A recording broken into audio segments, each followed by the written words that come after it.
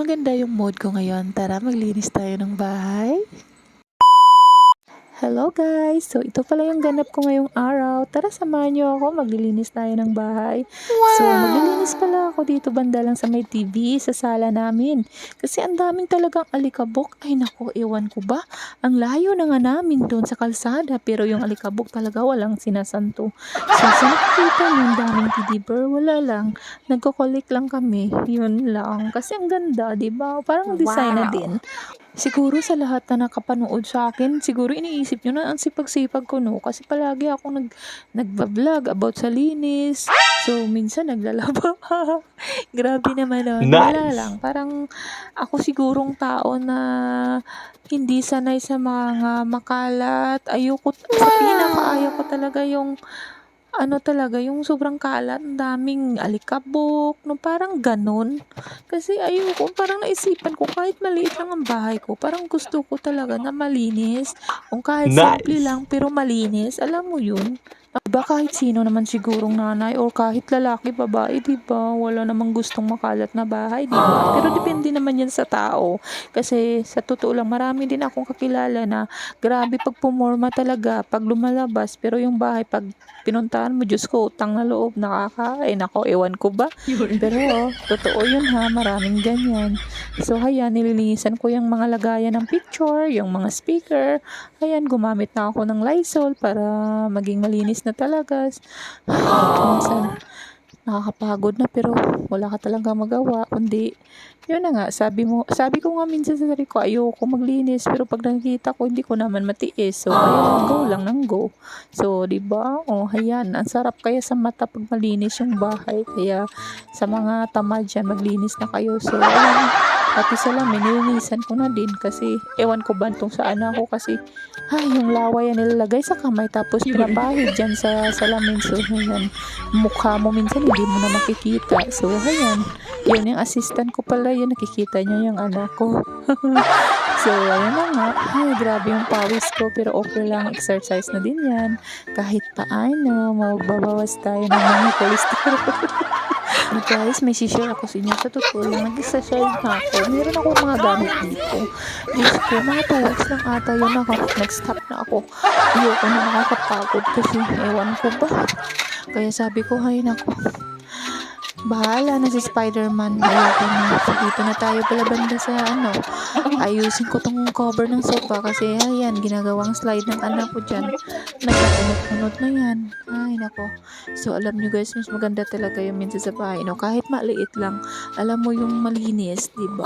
So, habang inaayos ko pala yung cover ng sofa namin, sabi ko sa sarili ko, ganoon talaga ang buhay. Basta may anak ka na maliit, yung makalan talaga, di maiwasan. So, minsan napasagot na din ako sa sarili ko, calm myself, kaya mo yan. Ganun talaga pag may anak ka na maliit. Ay, wala tayong magawa guys. So, okay lang yan, masasanay din tayo, diba? Ay, sa wakas natapos din. At ito, nisprayan ko na pala ng antibacterial to at pabango Nice. para naman fresh na din pag hinigaan ko to, di ba? Excited talaga yung anak ko, umupo, tingnan nyo naman. Sabi niya, wow, ang bango. So, dito na tayo banda sa kabila. At isa pa guys, nasanay na din ako sa mga gawaing bahay kasi maliit pa lang talaga ako. Mulat na ako sa mga gawaing bahay. At hindi ako nagsisisi kasi nga hanggang ngayon nadala ko talaga. Diba? Tingnan nyo naman. Kaya yung mga tamad dyan, hoy, maglinis kayo, wag kayo puro internet, wag kayo puro TikTok. Yung bahay nyo, linisin nyo din paminsan-minsan. Wag puro porma. O diba? Grabe, napagalitan pa kayo ng mami nyo. So, ayan. Tapos na nga ako maglinis guys. So, ayan, kinuha ko yung mga kalat-kalat ng anak ko. Ay, sa wakas natapos din. O, tingnan nyo naman, ang sarap sa mata pag malinis talaga yung bahay. O, ayan, nag-spray na din ako dito sa mga teddy bear ko. At, ayan, tinapos ko na talaga dito. Nagwalis na ako papuntang terrace namin para matapos na to at makapaligo na din kasi ako. Kasi parang naamoy ko na yung sarili ko.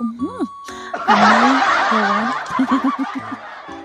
So, ayan, nandito na ako sa terrace. Tingnan nyo naman, oh. Wow, grabing kalat. Yung mga labahin ko pa kasi yan. Hindi pa tapos na pala ako maglinis. So, tingnan nyo naman, diba? Kahit maliit lang yung sala namin, pag malinis talaga, ay nako, okay na ako doon, diba? So, ayan. Talking muna kami ng anak ko. Sabi ko, anak, maliligo lang si mami. Parang ayaw niya pumayag. So, ayan sabi ko, mag-wait ka muna kasi bibigyan kita ng apple. So, tingnan niyo naman, 'di ba? Ay naku, ang sarap sa ice 'no, 'pag ano, alam mo yung malinis yung bahay mo.